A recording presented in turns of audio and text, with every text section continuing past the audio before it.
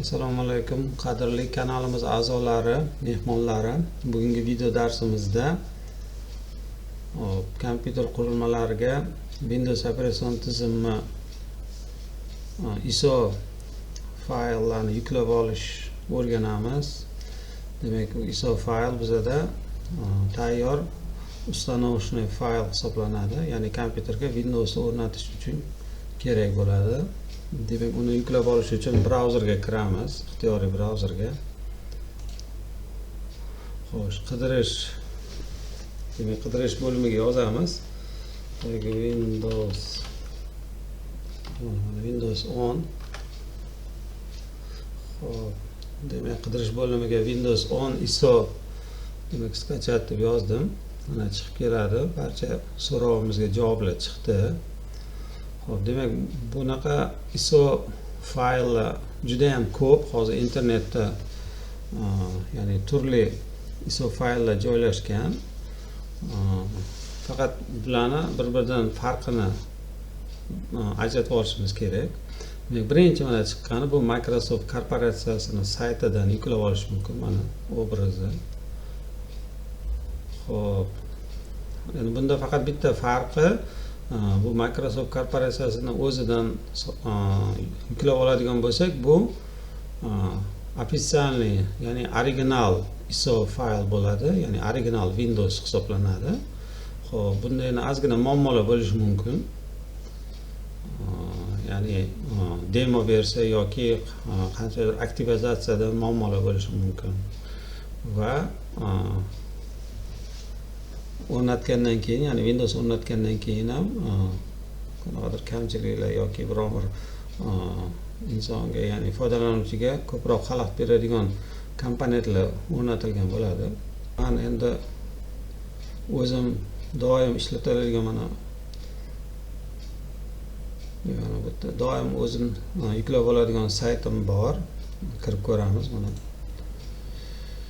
Xo'p, demak, mana Windows obraz degan nomda hozir bosamiz. Endi mana mana oldin bu veb saytimiz nomi Windows 64.net edi. Mana Windows 64.net edi. Hozir endi uni nomini o'zgartirishdi. Demak, Windows obraz.com ga o'zgardi. Xo'p, demak, bunda faqatgina nom o'zgargan. Deyarli o'sha barcha imkoniyatlar hammasi o'zgarishsiz qolgan. Ya'ni mana bu yerda ham izohida ham yozib ketyapti. Demak, меняется адрес, не принципы, reputatsiya не товар. Ya'ni adresimiz almashdi, prinsipimiz almashmadi. Reputatsiya bu tovar emas. Demak, xuddi shundan kelib chiqargan bo'lsak, saytimizning nomi o'zgargan, qolgan barcha imkoniyatlari o'sha qolgan. Xo'p, endi bu saytimizda juda ham imkoniyatlar ko'p. Demak, mana bu chap tomon menyuni ko'radigan bo'lsak, mana barcha Windows turlariga установочный, ya'ni ISO fayllar bor. Mana Windows 11, 10, 8, 7, XP, Vista, Server, barcha Windows turiga установочный ISO fayllarni yuklab olsa bo'ladi.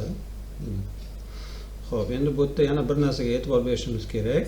Xo'p, ISO fayllarni originali bor va qayta ishlangani bor. Mana farqi.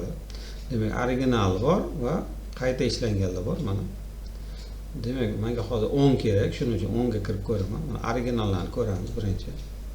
Xo'p, mana original versiyalar bu. Demak, bular xuddi o'sha Microsoft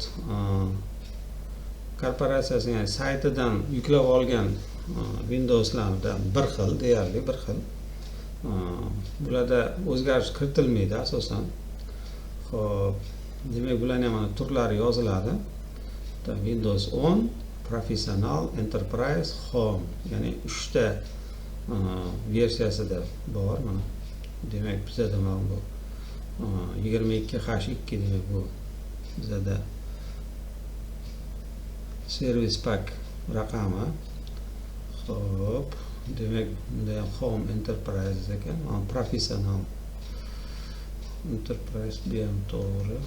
Xo'p, demak bu 86 bitlik ekan, mana alohida, ya'ni 32 bit deymiz hozirgi kunda, ya'ni 32 bitlik alohida mana o'zi va 64 lik bit bu alohida yuklab olish mumkin yoki mana bunaqa bitta versiyada ham yuklab olish mumkin. Mana 64 va 86 bitta versiyada bo'ladi. Buni ham yuklab olish mumkin. Faqat endi bu alohida bo'lgan versiyasi bizada hajmi kichkinaroq bo'ladi. Masalan, agar gigabaytda hisoblaydigan bo'lsak, bu 2-3 gigabayt atrofida bo'ladi. Bu to'laqonli 64 va 86 kiritilganlari bu juda ham katta 6, 7, 8, 10 undan ham ko'p bo'lishi mumkin. Demak, xuddi shundan kelib chiqadigan bo'lsak, mana bu yerda Windows 10 ni professional, enterprise, home versiyasi, ya'ni 3 ta versiyasi bor va 3 ta versiyasini ham 64 va 32 bitligi bor bu yerda. Bu degani demak 3 ta 64 bo'lsa, 3 ta 32 bo'ladi. Demak, jami bo'lib 6 ta Windows bor mana shunda. Xo'p, demak, foydalanuvchi o'ziga kerakligini bu yerda yuklab olishi mumkin. Bu originallarning bitta kamchiligi bor, yana aktivizatsiya qilishda muammo bo'lishi mumkin. Ya'ni aktivizatsiya doim bularda qo'yilmagan bo'ladi, ya'ni litsenziya so'rash kerak. Xo'p, mana bu yerda ham aytibdi. Bu yerda ham izohda yozib ketadi. Для полноценного функции вам обязательно нужно будет ключ активизации Windows 10 чистого образа. Ya'ni bularni yuklab olgandan keyin, uстановка qilganimizdan keyin albatta aktivizatsiya qilishimiz kerak. Bular aktivizatsiya qilinmagan. Ya'ni bular qanchadir vaqt demo versiyaga o'xshaydi. 1 oydan keyin qulflanib qoladi yoki biron bir komponentlar ishlamay qoladi. Shuning uchun bularni ISO obrazlarni foydalanish ozgina qiyinchilik beradi va bularda ortiqcha dasturiy ta'minotlar bor, ya'ni ishlash uchun xalaqit beradigan dasturiy ta'minotlar qo'yilgan. Xo'p, endi o'zgartirilgan obrazlarni ko'rib chiqamiz. Bizada mana o'zgartirilgan obrazlarga kiramiz. Demak, mana bu bizada originalni olib o'zgartirish kiritilgan ISO obrazlar hisoblanadi. Demak, bular mutaxassislar tomonidan Microsoft saytidan yuklab olib, undagi kerak emas dasturlarni o'chirib yoki umuman olib tashlab va foydalanuvchiga kerak bo'lgan dasturiy ta'minotlarni kiritishgan, ya'ni o'zlari kiritishgan bo'ladi. Demak, bular original emas. Xo'p, endi bularning bitta yaxshi tomoni, bularda aktivizatsiya o'zida bo'ladi va kerak emas bo'lgan dasturiy ta'minotlar, ya'ni kompyuter ishlash jarayonida xalaqit beradigan dasturiy ta'minotlar hammasi o'chirilgan bo'ladi. Demak, men sizlarga maslahat beraman. Shu qayta ishlangan dastur, ISO fayllarni yuklab olishingizni maslahat beraman. Xo'p, endi bu qayta ishlangan ISO fayllarni ham versiyalari ko'p. Bu yerda yana nimaga e'tibor berishimiz kerak? Mana birinchisi, mana bunaqa versiyamiz bor bizada. Bizada endi light versiya deyiladi, mana bu yerda light. Xo'p, demak bu yerda mana yozyapti L для слабого ноутбука, ya'ni juda ham ixcham Windows hisoblanadi bu. Ya'ni mutaxassislar tomonidan buni ichidagi original versiyadagi ko'p narsalar olib tashlab Windows qisqartirilgan, ya'ni imkoniyatlari cheklangan bunda. Juda ham cheklangan va bular juda ham sekin ishlaydigan kompyuterlar uchun mo'ljallangan. Demak, mana bu LTSC, LTSB, LTSC mana. Demak, mana shu versiyalari bu juda ham ixcham kompyuterlarga, juda ham sekin ishlaydigan kompyuter qurilmalari uchun mo'ljallangan mana. E'tibor bersanglar, mana 3 gigabayt, mana 1.3 gigabayt, mana 3.4 gigabayt, juda ham ixcham versiyalar. Endi bularni ishlatish bitta kamchiligi dasturiy ta'minot jihatidan aytadigan bo'lsam, o'rnatgandan keyin qachondir vaqt soat kelganda dasturiy ta'minotda muammo bo'lishi mumkin. Programmalar tushmasligi mumkin, driverlar ishlamasligi mumkin, ya'ni ko'rmasligi mumkin. Bu juda ham amaliyotda ko'p bo'lgan, ya'ni o'zimda ham juda ham ko'p bo'lgan. Shuning uchun bemalol ayta olaman. Demak, bu versiyalar, ya'ni LT, ya'ni light deymiz bularni. Shu light versiyalar juda ham yengil versiyalar. Demak, bularni ishlatsa bo'ladi, faqatgina juda ham nozik bo'lgan, juda ham ishlashi sekin bo'lgan notebooklarga yoki kompyuterlarga qo'yish mumkin. Faqat shunda, ya'ni bitta narsa inobatga olish kerak, shu aytganimdek, dasturiy ta'minotda ishlash davomida qandaydir muammolar yoki ishlamasligi mumkin yoki programmalar tushmasligi mumkin. Shuni inobatga olish kerak. Xo'p, demak, mana light, mana versiyasi bor. Mana bu ham juda ham ixchamlashtirilgan versiyasi. Xo'p, demak, qolganlari ham mana hammasi har xil. Mana bu yerda ham light versiya ekan.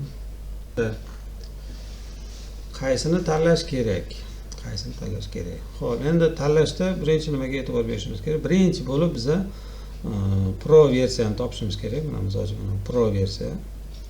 Ya'ni bu professional versiya, to'liq barcha kerak emas bo'lgan komponentlar o'chirilgan va foydalanuvchi ishlashi uchun kerak bo'lgan barcha komponentlar, ya'ni dasturiy ta'minot o'rnatilgan va aktivizatsiya ham ichiga qo'yilgan, avtomatik tarzda aktivizatsiya qiladi. Shuning uchun Pro versiyani olganimiz ma'qulroq. Xo'p, va dasturiy ta'minot tomonidan ishlayotganda ham unaqa muammo chiqmaydi. Ya'ni programmalar, qo'shimcha programma yoki kelajakda foydalanishda qandaydir muammolar kelib chiqmaydi turganda. Xo'p, demak, bizga light kerak emas. Mana bizga Pro bor ekan, 64 ligi o'zi ekan mana. Demak, bu faqatgina 64 versiyani o'zi. Xo'p, bu o'shani 86, ya'ni 32 bitlik versiyasi bu. Xo'p, demak, mana bizda 64 lik versiya bor ekan. Bu full versiya ekan. 407. Xo'p, yana seriyasiga ham e'tibor berishimiz kerak bu yerda. Xo'p, agar bu yerdan qaysi birini tanlashni bilmasak, e'tibor berishimiz kerak. Mana bu chap tomonda menyuda mana avtorlarning nomi yozilgan, ya'ni o'zgartirish kiritgan avtorlarniki bor. Misol uchun mana ko'proq ISO fayllarni yaratgan avtorlar. Xo'p, men endi o'zim ko'pincha mana shu Smoke bulardan foydalanaman. Xo'p, mana tushamiz. Demak, shu avtor tomonidan yaratilgan ISO fayllarni ko'rib chiqamiz. Demak, mana bu Windows 11 ekan. Demak, Service Pack 23 H2 ekan. Demak, bu yangiroq. Xo'p, bizda mana Windows 10 21 H2 ekan. 11 64 bit. Xo'p, demak, adashmasam shuni kirib ko'raylik.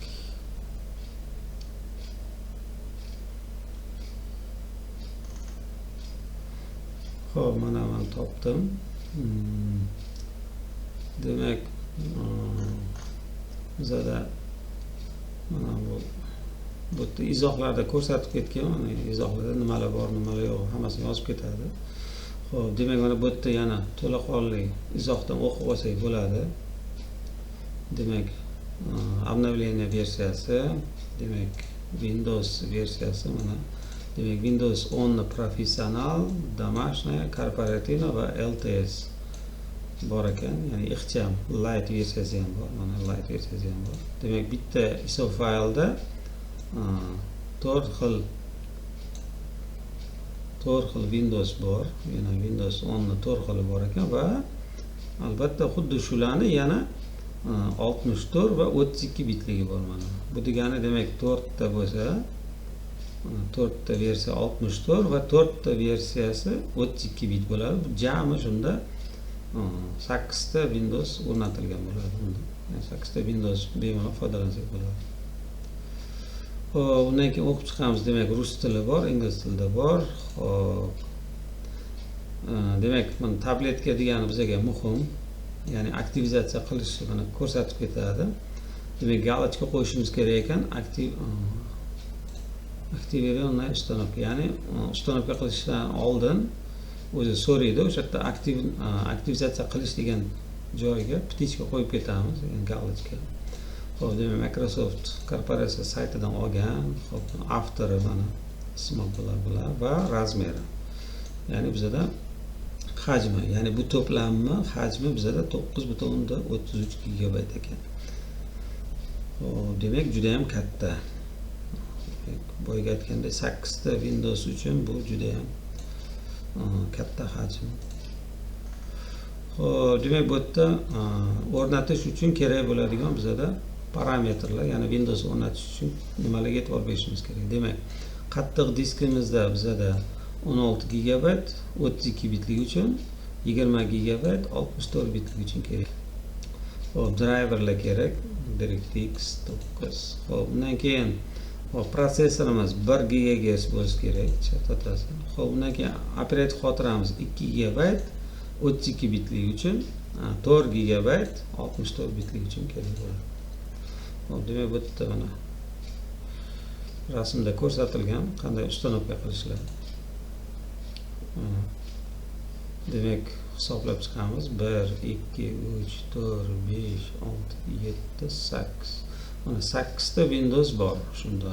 Va mana ko'radigan bo'lsak, 32 bitlik 64 32 64, demak 8 ta Windowsimiz joylashgan. Jami bo'lib 8 ta.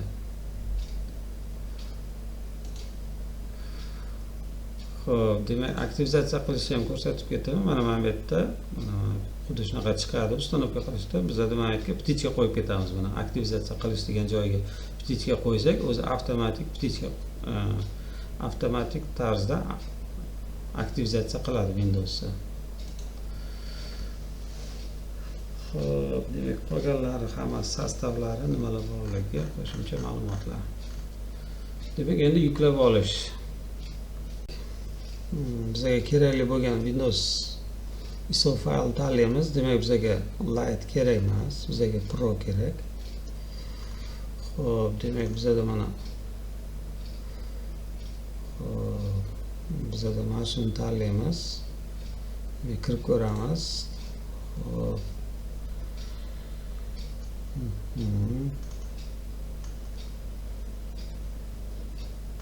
Xo'p, demak, mana izohda yozyapti Windows Pro ekan.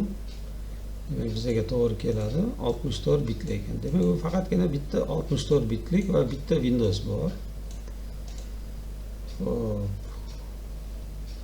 Va bizda hajmi 3 gigabayt ekan. Xo'p, endi buni yuklab olish uchun nima qilishimiz kerak? Demak, yuklab olish uchun bizda turli imkoniyatlar berilgan. Mana torrent orqali yuklab olishimiz mumkin yoki Drive yoki mana Pixel Drive orqali yuklab olishimiz mumkin. Bular endi to'g'ridan-to'g'ri yuklab oladi. Bu qo'shimcha dasturiy ta'minot o'rnatamiz. Torrent orqali yuklab olishimiz mumkin bo'ladi.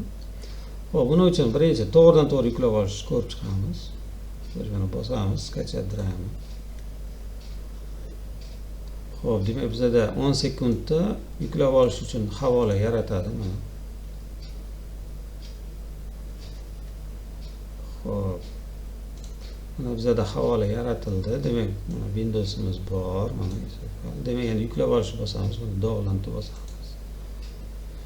Xo'p, bizda mana yuklash boshlandi. Endi bu albatta internet tezligiga bog'liq.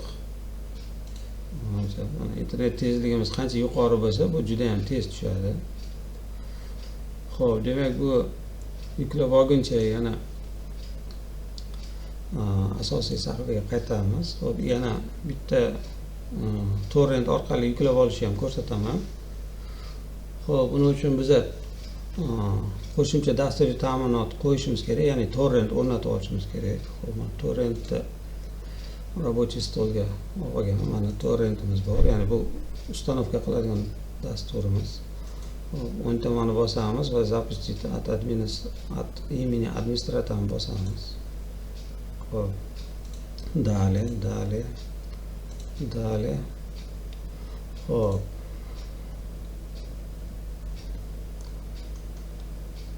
Qolganiga tegmaymiz, bizga Windows kerak emas. Xo'p, dalilni bosamiz. Mana o'rnatdik, mana запустить bosamiz. Совершить. Xo'p. Demak, bizda mana dasturiy ta'minot o'rnatildi. Xo'p, ishga tushiramiz mana torrent. Mana shu dasturiy ta'minot orqali yuklab olishimiz mumkin. Xo'p, endi uning uchun nima qilamiz? Birinchi, uning uchun yana veb-saytga qaytamizda bizda mana torrent faylni yuklab olamiz birinchi. Demak, bosamiz skачать. Xo'p.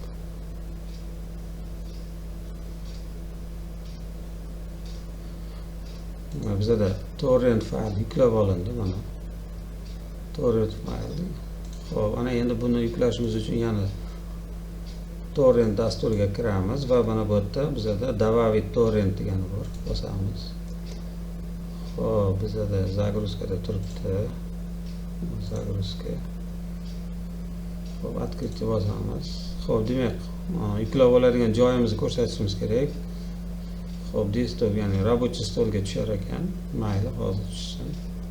Xo'p, yana OK bosamiz mana. Xo'p, mana bizda yuklab olish boshlandi. Mana bu yerda ko'rsatib turadi. Xo'p, holati yuklab olinyapti. Mana jami hajmi. Xo'p, undan keyin mana qolgani, qancha yuklab olish kerak yana. Xo'p, qancha yuklab olgani. Va bu yerda mana bizda tezligini ko'rsatadi. Tezligi mana oshib boradi, sekin-sekin oshib boradi. Xo'p, va bizga eng kerak bu yerda mana vaqtini ko'rsatadi. Mana qancha vaqtda yuklab olishimiz mumkin. Demak, hozircha mana 34.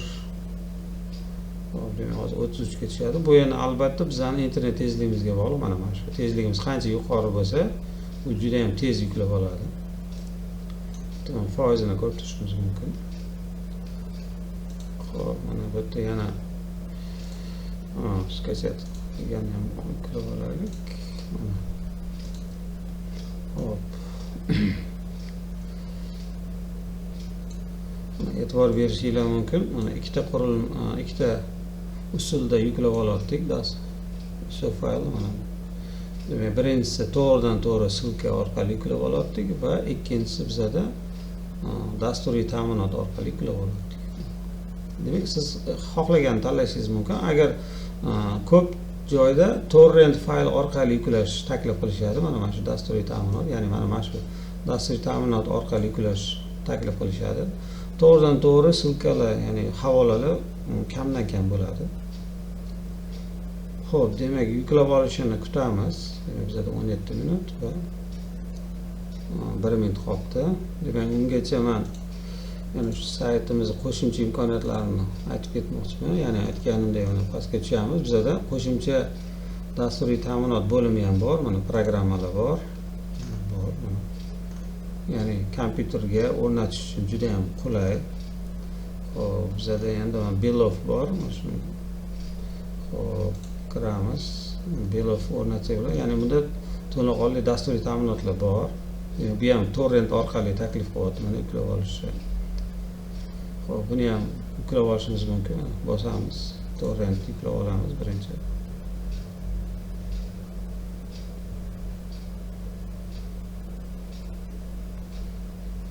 Xo'p, mana yuklab oldik. Xo'p, demak, torrent fayl yuklab oldik. Yana bu torrentga ikkinchisini qo'shamiz. Mana добавить torrent. Mana Belof tanlaymiz. Xo'p, рабочий stolga tusha qolsin. Okey. Mana ikkinchi torrentimizni qo'ydik. Mana bu ham yuklashni boshladi. Demak, 13 minutdan keyin bizda ISO faylimiz yuklab olinadi. Demak, bizda to'g'ridan-to'g'ri yuklab olishda mana bizda уже 13 sekund, 12 sekund, ya'ni yakunlanyapti. Xo'p. Demak, bu qo'shimcha dasturiy ta'minotlar, ya'ni Office, audio, video fayllar, turli dasturiy ta'minotlar o'rnatish mumkin. Mana bu yerda rasmda ham bor. Mana.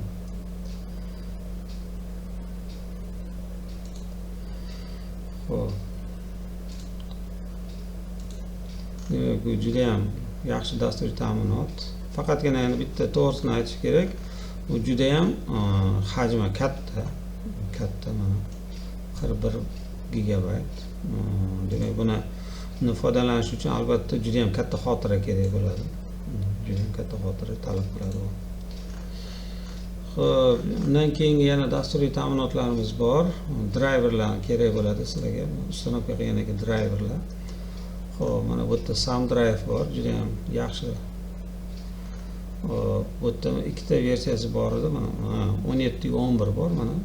Demak, bu eskiroq kompyuterlar uchun juda ham yaxshi, barchasini topadi va undan yangiroq versiyasi bor, mana 21-versiyasi bor. Demak, buni ham 21 tanlaymiz. Demak, buni ham torrent orqali yuklab olish mumkin ekan. Bosamiz.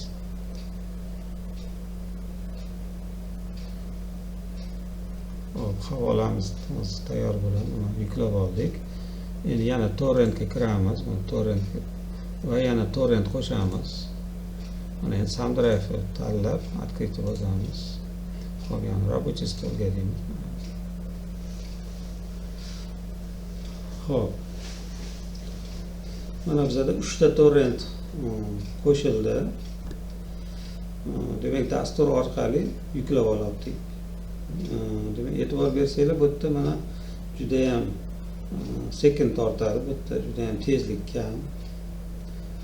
Sababi endi bu bo'linadi, mana 3 tasiga bo'linadi. Shuning uchun albatta vaqt juda ham ko'p ketadi. Xo'p, keyingilarni to'xtatib turamiz. To'xtatib turaylik.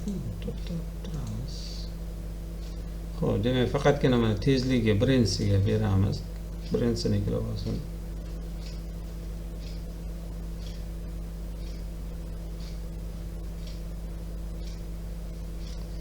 Xo'p, yana to'xtatib qayta ishga tushiramiz.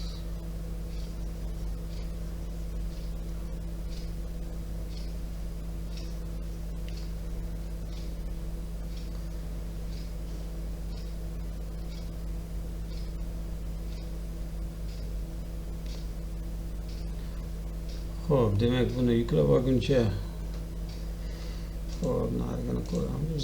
Bizda mana birinchi to'g'ridan to'g'ri ISO faylni yuklab oldi, mana to'g'ridan to'g'ri usulda. Demak, 3 gigabayt tushdi. Xo'p. Demak, to'g'ridan to'g'ri usulda yuklaganimiz bu tezroq bo'ldi. Dasturiy ta'minot orqali bu mana juda ham sekin bo'lyapti. Tezligimiz mana ko'paydi, megabaytga o'tdi. Ana endi juda ham tez bo'ladi. Xo'p, xuddi shunaqa qilib yuklab olish mumkin, qadrli do'stlar. Demak, xuddi shu usulda yuklab olish mumkin. To'g'ridan to'g'ri manzil orqali, ya'ni havola orqali yoki mana dasturiy ta'minot torrent orqali yuklab olish mumkin bo'ladi. Xo'p, bularni yuklab olgandan keyin albatta biza buni fleshkaga yozib olishimiz kerak bo'ladi. Fleshkaga, ya'ni ISO faylni fleshkaga yozib o'rnatishimiz mumkin. Xo'p, bu haqda kanalimda video bor, ya'ni fleshkaga загрузочный, установочный Windows yaratish haqida video bor. Havolasini tashlab ketaman. Shunga kirib ko'rishinglar mumkin. Xo'p, demak, tushunarli bo'ldi deb hisoblayman. Xo'p, demak, havolada qoldiraman. Barcha mana shu dasturiy ta'minotlarga bo'lgan havolamizni tashlab ketaman. Bu saytimiz ham havolasini mana tashlab ketaman. Izohlarda yozib ketaman. Sog' bo'linglar, salomat bo'linglar. Kanalimizga a'zo bo'linglar.